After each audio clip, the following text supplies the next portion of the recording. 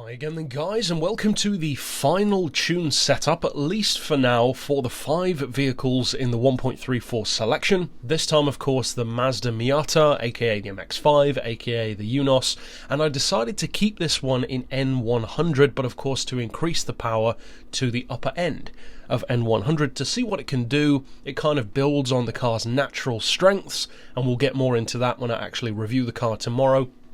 But in terms of the tune, in terms of upgrades specifically, you want to drop the weight as much as you can, which is level 2. Level 3 doesn't drop it any further. As far as power, you don't technically need to upgrade it at all to get it to the peak of N100. It's just 125%.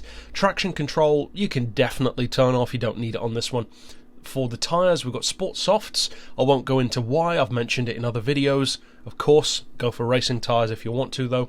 As far as the suspension, I'd recommend dropping the ride height as far as it can go to really get that centre of gravity nice and low, and you've actually still got a decent amount of clearance anyway. As far as the frequency, we've increased that to 1.8 for the front and the back, anti-roll to 7 for the front and the rear. For the compression on the dampers, we've got 64 with 92 on the rebound. I do actually have some camber on this one.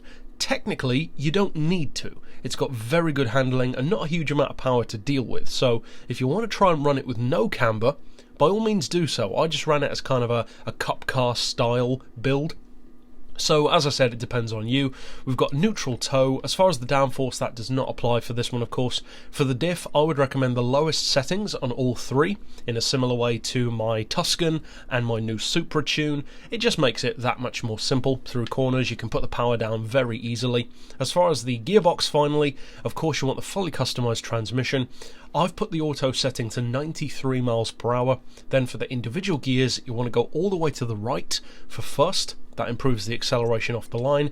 Then 2.1 for second, 1675, then 4th gear all the way to the left to extend it, and of course 5th gear all the way to the left for that same reason. You can get it up around 120 fairly comfortably, even on Dragon Trail, so on other tracks you can probably get a little bit more out of it.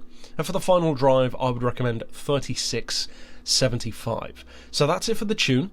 As I always say, you don't have to keep it in N100. You could tune it into N200, but I would recommend being careful with that, because it cannot be tuned to the peak of N200, which is around, 243 horsepower. This car maxes at about 226, so you might struggle, but I'll leave that down to you. But of course, that's it for the tune. Now what you want to see, though, is, as we always do, put it out on a circuit to see how the lap times compare to my other setups.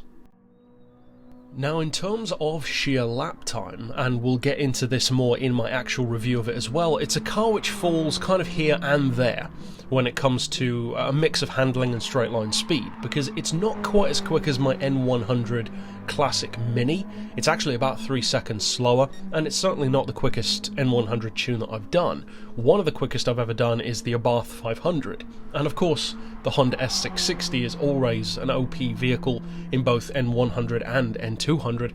This one, it's a little bit slower. I'm running like a 207.5 at the end of the 3rd lap, which is a full second quicker than the first lap, so you can definitely improve it. And it's the kind of car where it can do more than you can, in a certain sense. You can push the car basically as hard as you want to. The only thing that I'd recommend taking a little bit of care of is the brakes. Because it is a car from 1989, it doesn't have the stopping power of like a brand new K car. So of course, brake a little bit earlier than you would in something like a Classic Mini, which is lighter, or a K car, which has better brakes. But apart from that, it's very easy to use, very easy to control, has very predictable handling. It's pretty neutral as well. It doesn't have too much understeer or oversteer, and it's fun. It's just a pleasant, fast little car, or a quick little car, I would say more accurately. So if you decide to use it, I hope of course you have a ton of fun with it. And this is the kind of car that could make for a really cool little one-make racing series with your friends as well.